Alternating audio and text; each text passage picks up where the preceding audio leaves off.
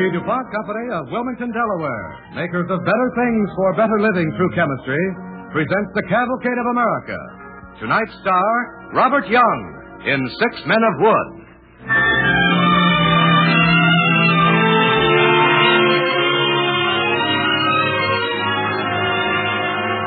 Tonight's DuPont Cavalcade, starring Robert Young, is the true story of an American family of today.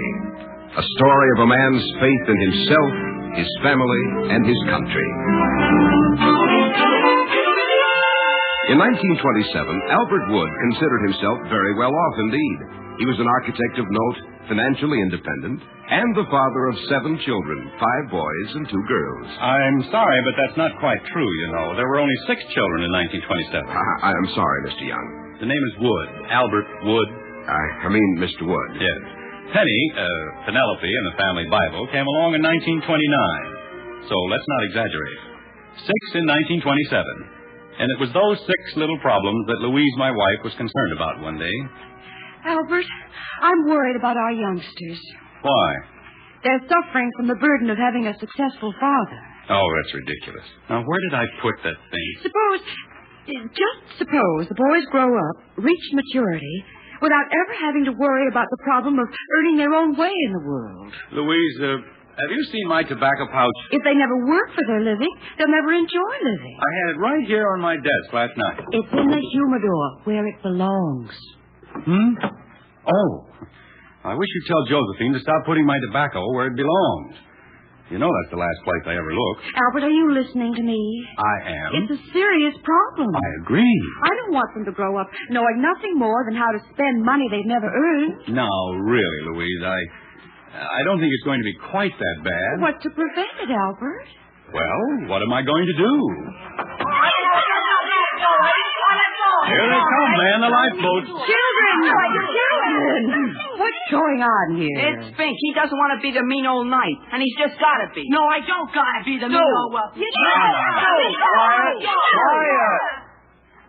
Now, let's have some decorum. Now, suppose we go with this problem in an orderly fashion. Line up size places. Now, in descending order of age, let's find out who's who. Moyer? I'm Robin Hood. Gardner? Little John. Bertram? Allendale. Francis? They always make me friar tough. You have the waistline for it. Margaret? I'm Allendale's sweetheart, and unless I'm rescued by Robin Hood and his merry men, I'm going to have to marry the mean old knight. Well, that's bad. Now, as I see the problem, Sis here is scheduled to be wed to this mean old knight. But she's my sweetheart. I see. Robin Hood and his merry men are going to rescue her from a fate worse than death. What about this knight? Oh, he's mean. He's wicked. He's grouchy. And he's terribly rich. Well, obviously, there's only one person in this house who fits the picture. Who's that? Me. Oh. I'm a wealthy, mean old knight. Come on, my fair maiden, off to the church. But I don't want to marry you. I want to marry Allendale. You're going to marry me, and we're going to have 95 children. And all of them will look like me. Gosh, won't that be horrible?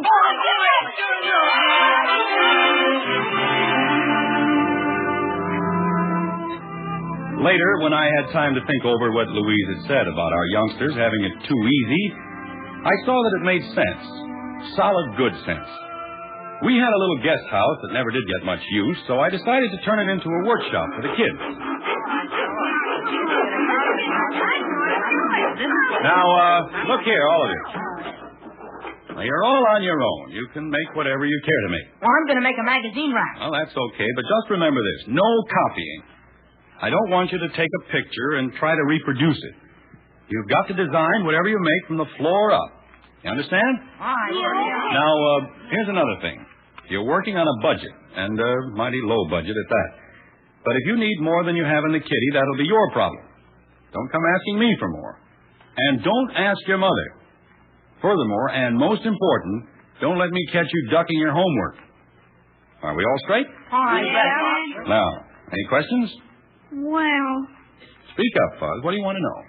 Well, all I want to know is lunch ready? I'm starved to death.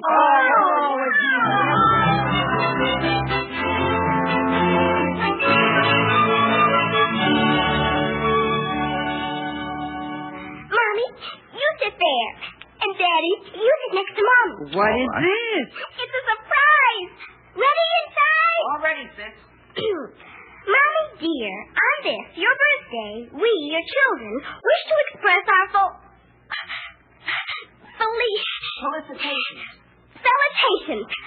As a token of our esteem and affection, we would like to present you with this little gift.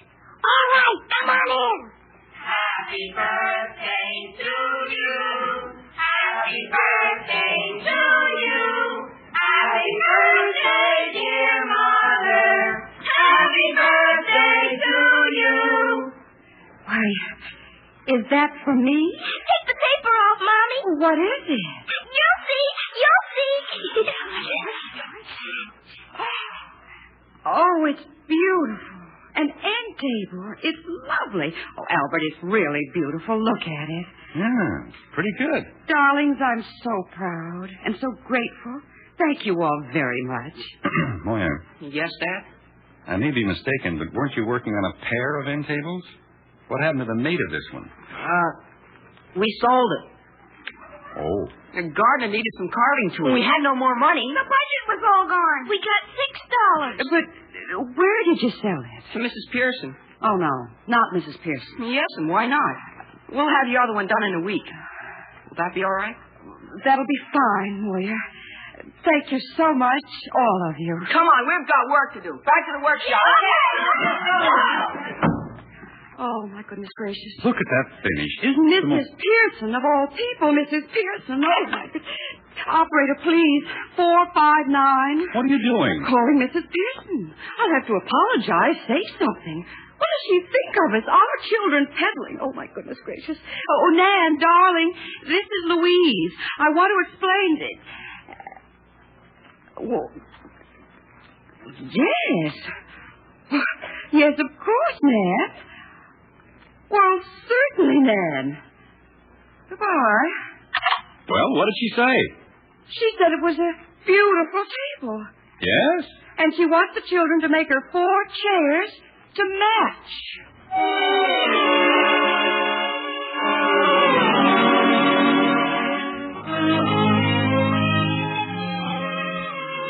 And so we sailed along until 1930.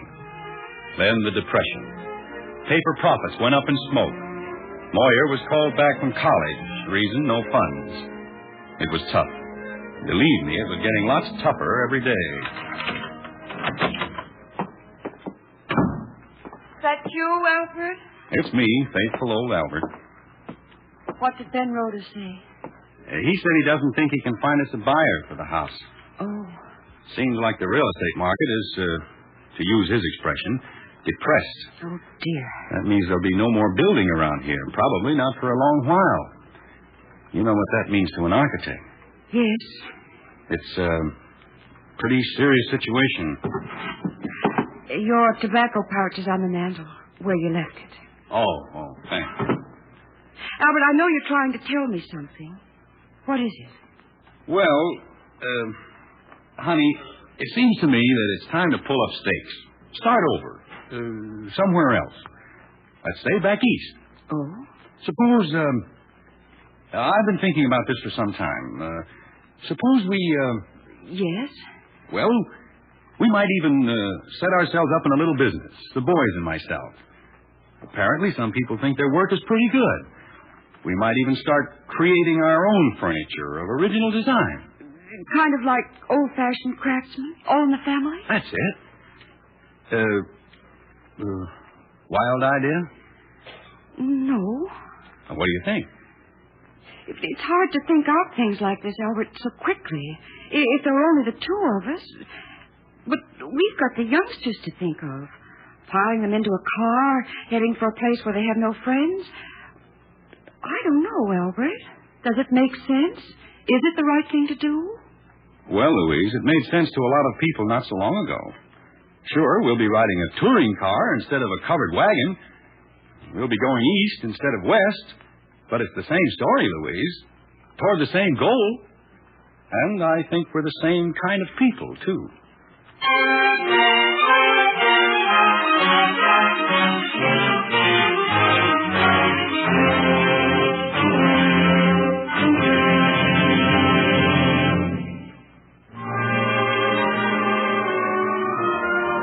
listening to the DuPont Cavalcade of America, starring Robert Young, sponsored by the DuPont Company, makers of better things for better living through chemistry.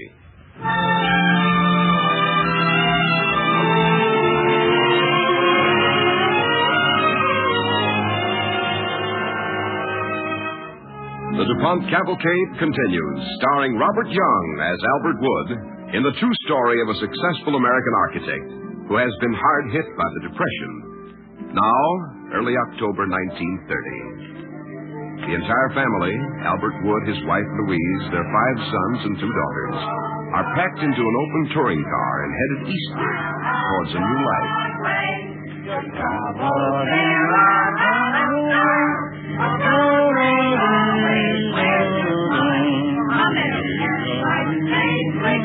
Albert? Where are we going to live? Oh, we'll find a place. In New York City? Nearby, Long Island, maybe. Well, how we know where? Just a hunch that when we come to the right spot, we'll know. It's going to be hard moving into a new, strange community. I'm a little worried about it, Albert. I should be worried, too, I suppose, Lou, but when I listen to those kids, it just seems a bit indecent to worry. We've got 7 solid citizens back there. We're bringing along our own community. Always wear the smile.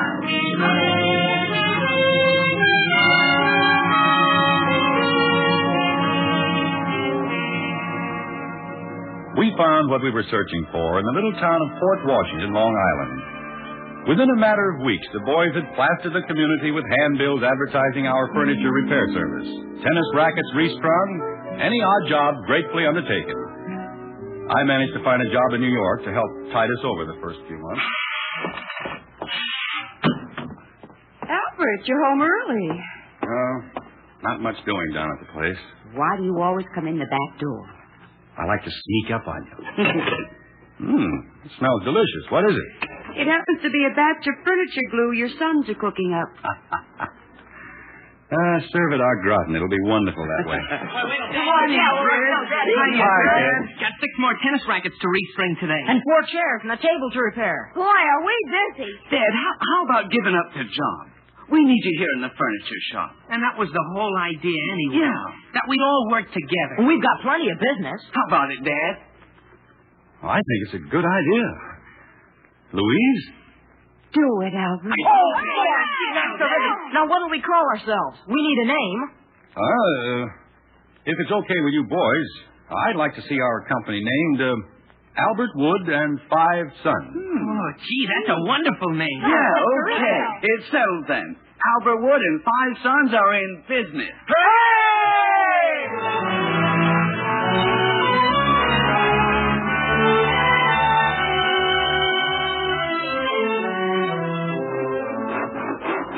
Albert,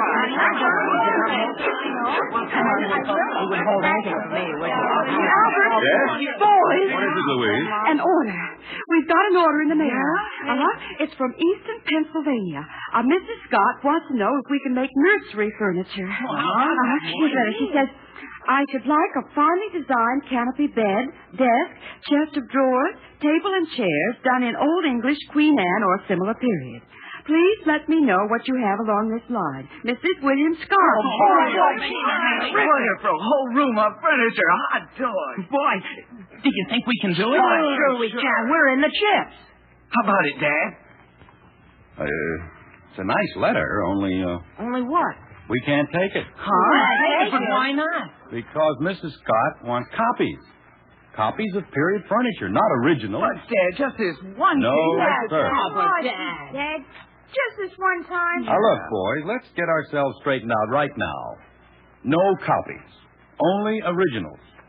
Do we blow up the whole works just to get one measly little order? One measly little order, he says. If we stick to our guns, I know we'll make a go of it. Oh, Dad. Oh, golly. Well, shall I write Mrs. Scott and tell her we can't take the order? Oh, I guess so. Hey, wait a minute. Why don't we make up some designs and submit them? Maybe we can change her mind. Sure, if she sees Why, what we of want to do. course. Why not? Moyer, scour the neighborhood, do some research on nurseries. Nurseries? Me? Sure. You're just the nursery type.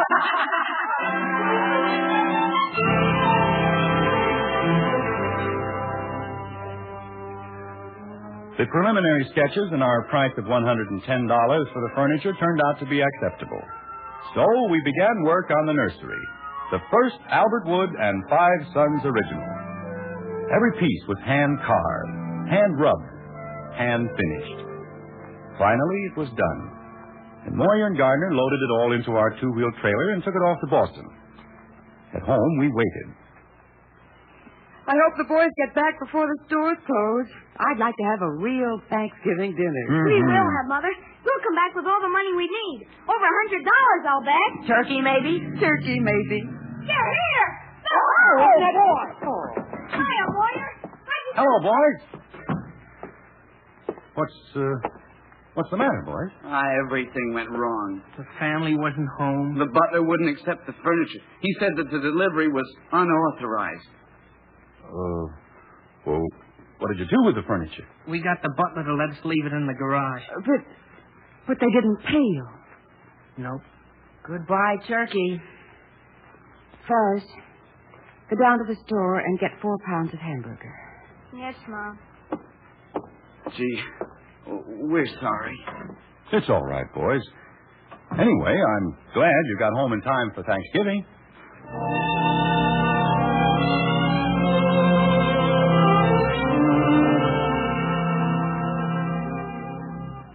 We had hit bottom. No new orders, even the repair work fell off. But, as I think back, I can't remember any of the kids complaining. We just plugged ahead, losing ourselves in the sound of hammers and saws.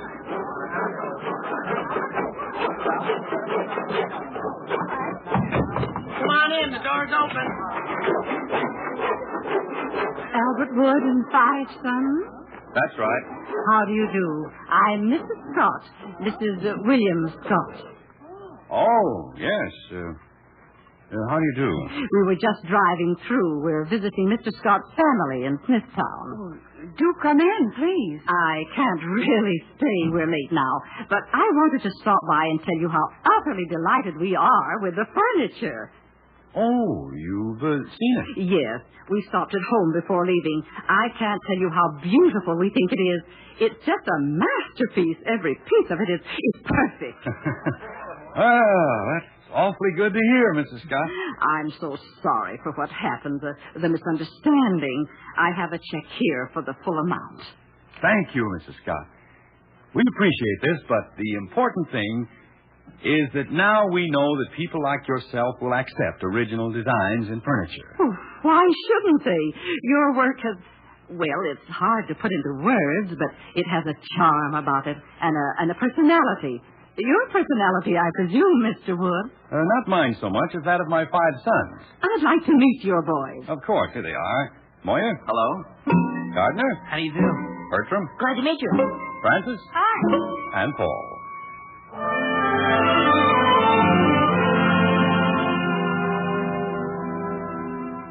...1932 seems a long, long time ago. So many things have happened. Moving our workshop from our home to our first little factory. The kids grew up, and the war years came and went, with 4 of our sons in the service. They came home, 3 of them got married. Yes, Christmas of 1932 seems ages ago. But there is a Christmas we remember, one we're not likely ever to forget. That was just last year, Christmas of 1949. Hello? Hiya, Dad. Merry Christmas. Oh, Merry Christmas, Fuzz. Louise, it's Francis calling from Ohio. Oh. How are you? How's Jean? She's fine. Dad, listen. I got news. Now hold your hat. What's up? We're going to have a baby. Louise. Yes? Fuzz and Jean are having a baby. How about that, Dad? Oh, it's wonderful. Wait a minute. Here's Mom. Here. Francis, it's wonderful. You said it, Mom. How's Jean? Oh, she's okay. She's fine. Good. Look, I've got to rush. They're waiting on us for dinner. We'll see you next week. Oh, tell the boys, will you? Oh, I will. Of course I will. Thanks. So long and Merry Christmas. Merry Christmas, dear. Oh, gee, that's great. Wonderful. I must tell Moya. He'll be so Yes, won't he? excited. Hello? Hello, Moy. It's Mother. Oh, hello, Mom. Merry Christmas. Here, let me tell him. all right. Moy, Yeah? get set for a shock. I just spoke to Fuzz on the phone. He and Jean are going to have a baby. Do you hear that? A baby. I hear. Well? Well, what? Well, don't you think that's terrific? Oh, I don't know. What do you mean you don't know? Well, it's nothing so unusual. People are always having babies. Take, for instance, Betty and myself. Moyer. Why, sure. Albert, what is it? Betty and Moyer. No. Yes. See you later on in the evening, Dad. So long. Goodbye. Well, what do you know? A doubleheader. Call Gardner right away. That's whom I'm calling. Oh. Hello? Gardner, this is Dad. Oh, Merry Christmas, Dad. Gardner, listen. Moyer, Francis, they both of them. Give me that phone. No. Gardner, they're both going to have babies, Moyer and Francis. Both of them. Isn't that wonderful news? Well, sure is, Mom. I couldn't imagine a more perfect Christmas present. Mom. Yes, Gardner? Mom, are you sitting down? No. Sit down. Gardner, no. Not you and Sally. Well, why not? Oh, Albert, take the phone. Take the phone. Gardner. Get out the soda pop, Mr. Wood. We're headed over your way for a celebration. Gardner, listen, you boys shouldn't do a thing like this to your mother. Oh, Merry Christmas, Dad. And goodbye. Merry Christmas. Goodbye. Louise. Yes? Is there in the house anywhere a little touch of something? I need a drink. There's the punch I made for the party. Come on. Let's have our own little party. Grandma. Grandma. Sounds good. Sounds beautiful. Remember an open touring car? Yeah. And the kids singing Broadway melodies. I was frightened. Oh, so was I. Well, what? Which one shall we drink to first? No favorites, all at once. Here's to the babies. All three. A triple header.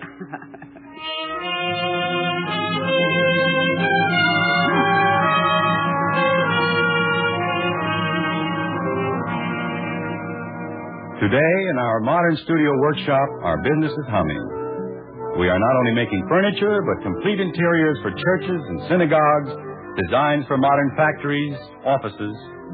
Oh, we've stuck to our guns, everything original, nothing but original. Originals by Albert Wood and 5 Sons.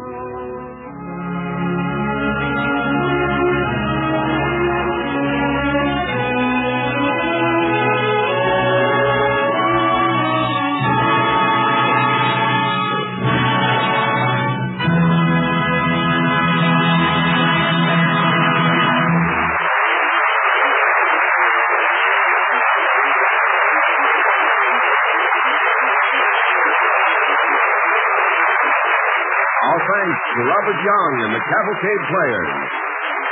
Mr. Young will return in a moment.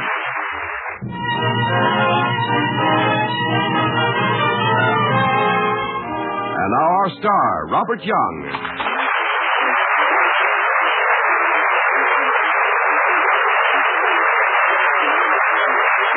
Thank you. Thank you very much. Ladies and gentlemen, in behalf of Cavalcade, I want to remind you that this month the Community Chests of America, under the symbol of the red feather, makes its annual appeal for funds to carry on services essential to our health and welfare. Please make your contribution as generous as you can. Now, as for next week's Cavalcade, it's a thriller. A girl spy in one of our nation's great wars. And the star, Ginger Rogers.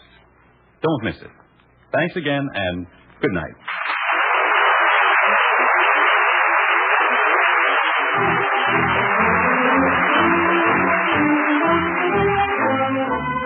Tonight's original DuPont play, 6 Men of Wood, was written by Irv Tunick and was suggested by a recent magazine article by Oscar Schiskal. Robert Young, star of Father Knows Best, appeared through the courtesy of Maxwell House Coffee. Appearing with Mr. Young on Cavalcade tonight were Gertrude Warner as Mrs. Wood, Jimmy Summer as Moyer, Jackie Diamond as Gardner, Donnie Harris as Bertram, David Anderson as Francis, Robin Morgan as Margaret, and Roger Sullivan, Bob Hastings, and Leora Thatcher. Music for the DuPont Cavalcade was composed by Arden Cornwell and conducted by Donald Voorhees. The program is directed by John Zoller. This is Cy Harris speaking.